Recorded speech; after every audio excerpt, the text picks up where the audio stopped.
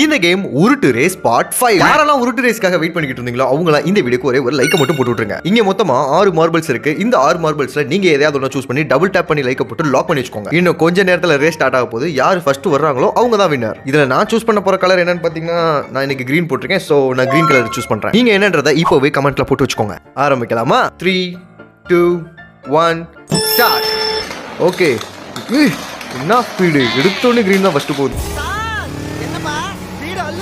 Black ஆட்ரா, விடாத விடாத விடாத, நம்ம தான் இன்னைக்கு.